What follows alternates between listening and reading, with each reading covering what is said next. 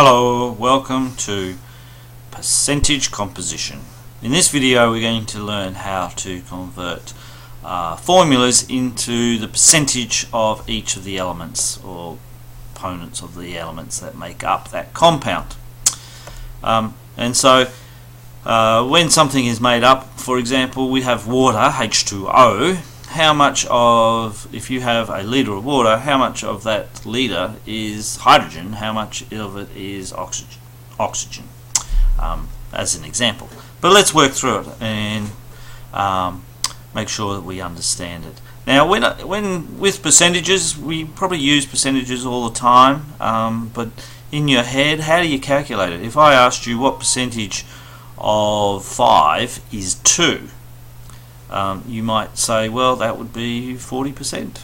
But how did you work it out? What was the maths that you did in your head? And this is what we're just going to go through. So most of us are pretty okay with percentages and how to work them out, but we're just going to run through the basic procedure in case you're not 100% certain. And how does it apply to chemicals?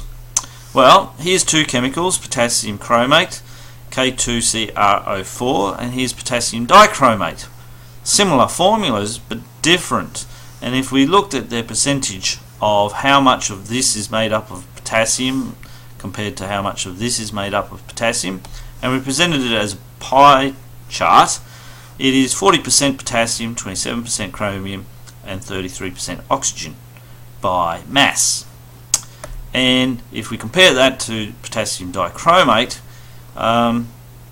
the potassium is down to 27%. Now, if you were mining this, for example, for chromium, something that's used in a lot of mobile phones, you would obviously prefer to mine potassium dichromate because by mass there's more chromium in it.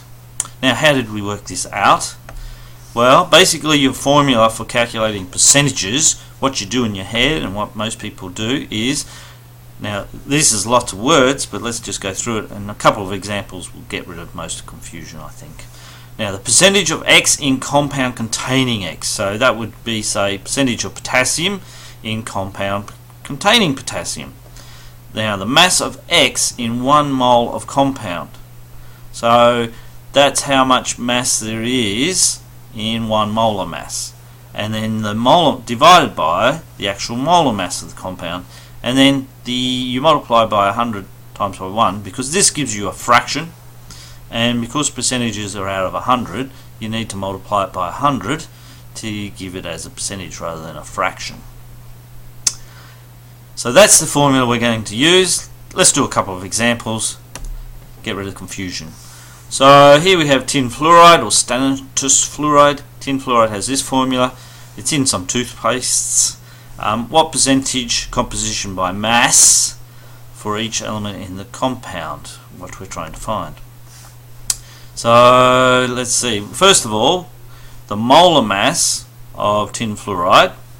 Now the tin contributes 118.7 and there's 2 fluorines and each of them contributes 19, so this is the molar mass, 156.7. so that's the first part of doing the percentage composition.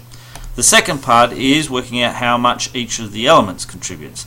So tin contributes 118.7 to this total mass. And so if we work out the fraction that 118.7 represents of 156.7, so we do this division here, and we then multiply it by 100 and we get 75.7%.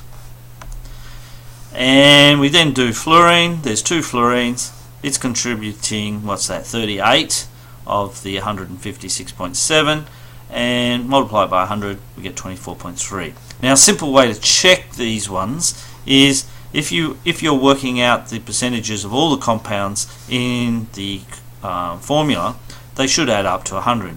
Clearly, if you're not getting 100, you're doing something wrong or you're missing something, and if you get greater than 100, you've done something wrong as well.